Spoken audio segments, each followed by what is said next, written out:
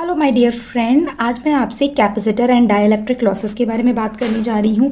इसके पहले वाली स्लाइड में मैंने डाइलेक्ट्रिक के बारे में एक्सप्लेन किया था। अभी हम इंसुलेटर डाइलेक्ट्रिक पढ़ चुके हैं। डाइलेक्ट्रिक का सबसे ज़्यादा यूज़ आपका कैपेसिटर में होता है, तो हम आज उसके बारे में बात करने वाले हैं। तो चलिए शुरू करते हैं। हम यहाँ पर पैरेलल प्लेट कैपेसिटर की बात कर रहे हैं। यहाँ पर हमने दो प्लेट ली हुई है, दिख रहा है। उसके बीच में हमने डाइलेक्ट्रिक को इंड्यूस किया हुआ है। डाइलेक्ट्रिक की आपका डाइलेक्ट्रिक कांस्टेंट है जाई आर, और हम इस पूरे टर्म को जाई नॉट जाई आर को बोलते हैं परमिटिविटी।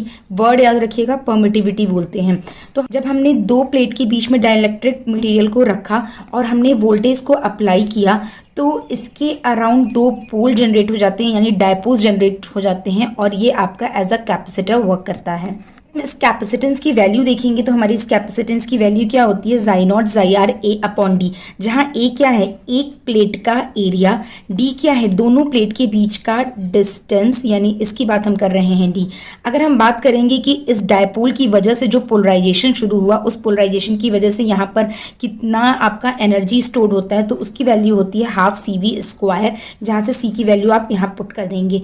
अब अगर मैं बात करूँ कि चार्ज जो यहाँ पर एक इंडिविजुअल प्लेट पर कितनी चार्ज इंड्यूस हो रहा है, तो उसकी वैल्यू आप कैसे निकालेंगे, C इंटू वी। ये छोटे छोटे फॉर्मूले हैं जो आप क्लास 12 से पढ़ते आ रहे हैं, तो होपफुली आपको उसे समझाने में ज़्यादा टाइम नहीं लगेगा।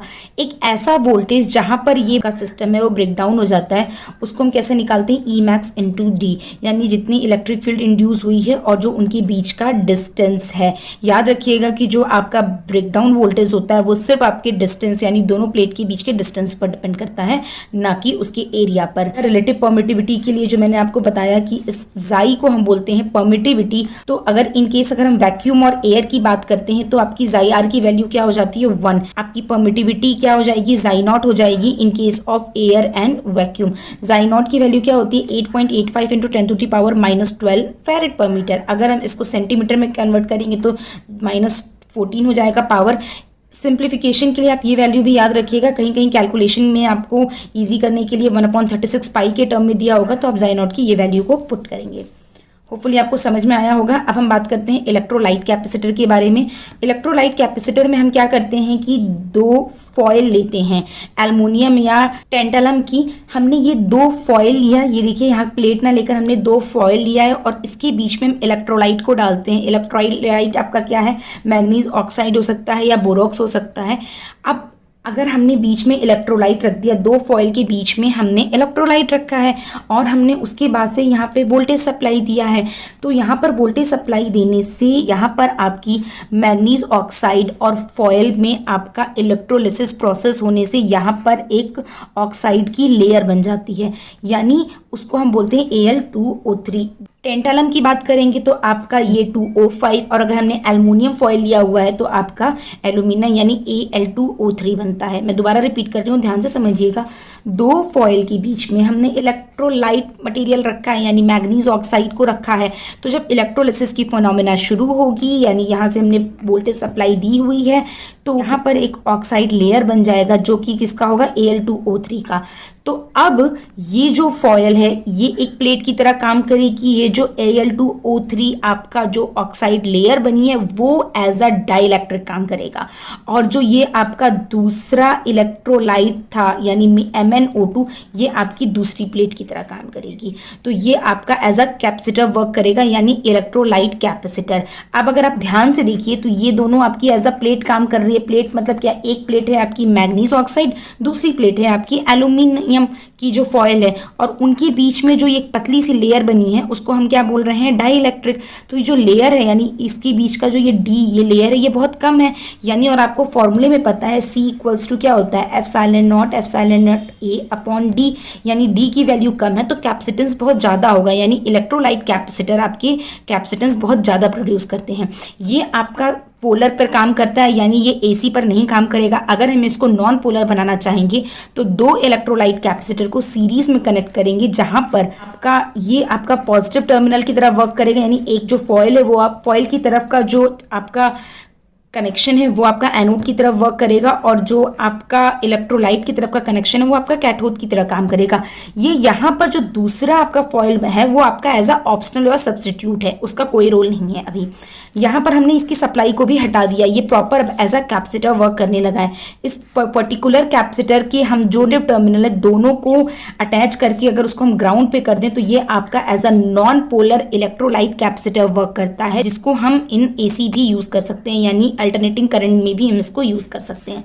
ये पूरी थ्योरी मैंने यहाँ पर लिखी हुई है, शॉर्ट फॉर्म में आपको समझ में आ जाएगा।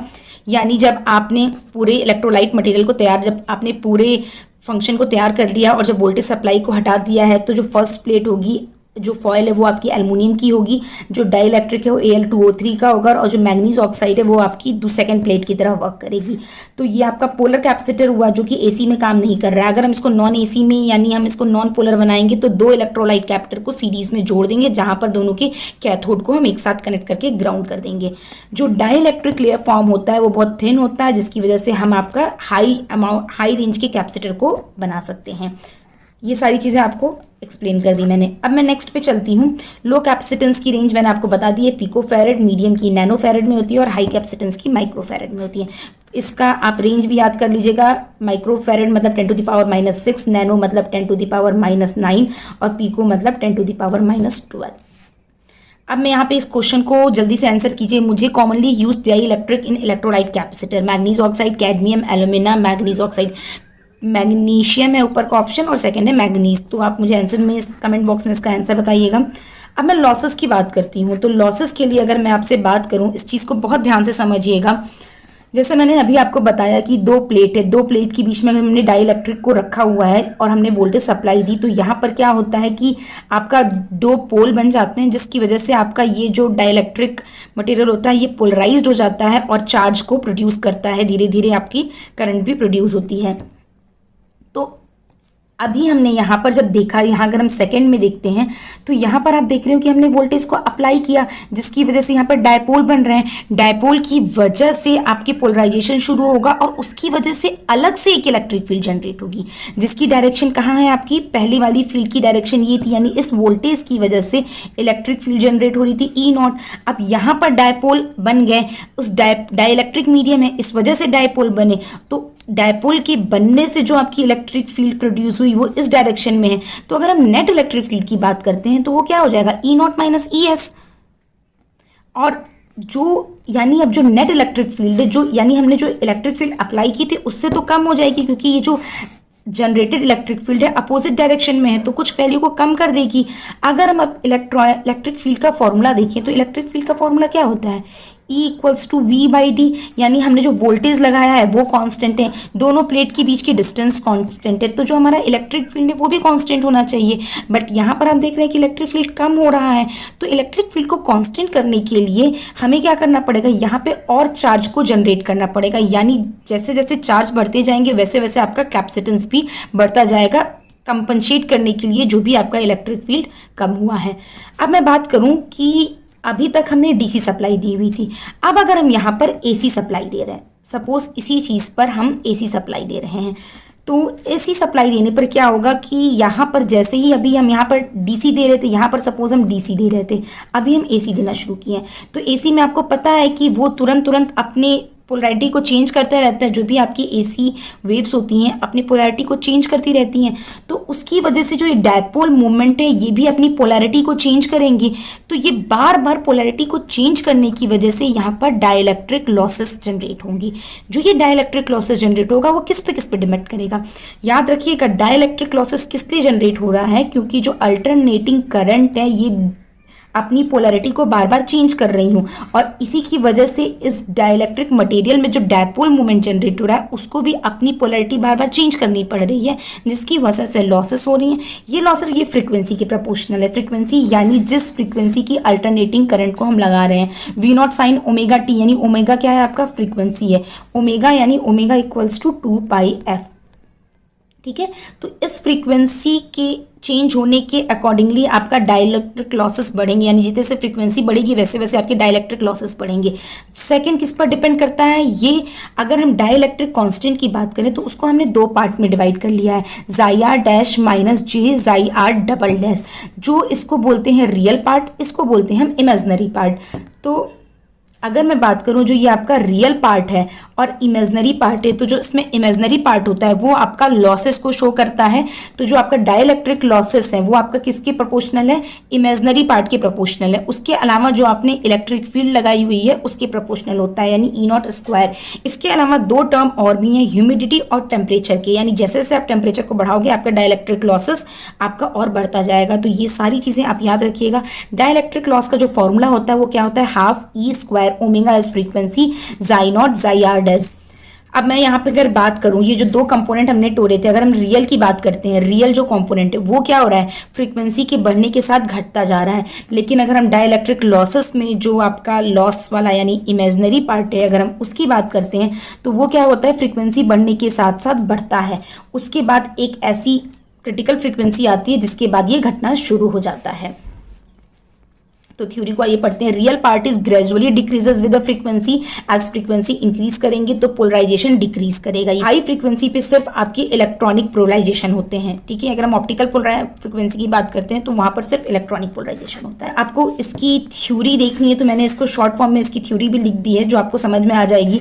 Dissipation of energy in the form of heat, इसको हम डाइलेक्ट्रिक लॉसेस बोलते हैं।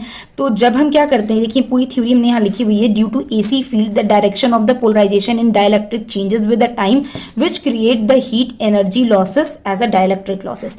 Polarisation depend on the dielectric constant. Polarisation जो होता है वो आपका डाई इलेक्ट्रिक कांस्टेंट पर डिपेंडेंट होता है। तो जैसे जैसे आपका डाइलेक्ट्रिक कांस्टेंट घटेगा वैसे वैसे आपका पोलराइजेशन भी घटेगा। So polarization depend on the dielectric constant. So if we apply AC field, then the equivalent dielectric constant will be modified. Now it will contains imaginary part also, which is correspond to loss in dielectric at a high frequency. ये line बहुत important है dear student, यहाँ से question आराम से आएगा। At a high frequency polarization become very less, ठीक है। So loss due to polarization get started decreasing, hence ZR decreases. तो अगर हम यहाँ की ग्राफ की बात करें तो जैसे जैसे हम फ्रीक्वेंसी को बढ़ाते जा रहे हैं, आप पहले तो इंक्रीज कर रहा है बट उसके बाद आपका डिक्रीज करना चाहता है। जैसे जैसे हम फ्रीक्वेंसी को बढ़ाएंगे वैसे वैसे आपका पोलराइजेशन भी डिक्रीज करता जाएगा।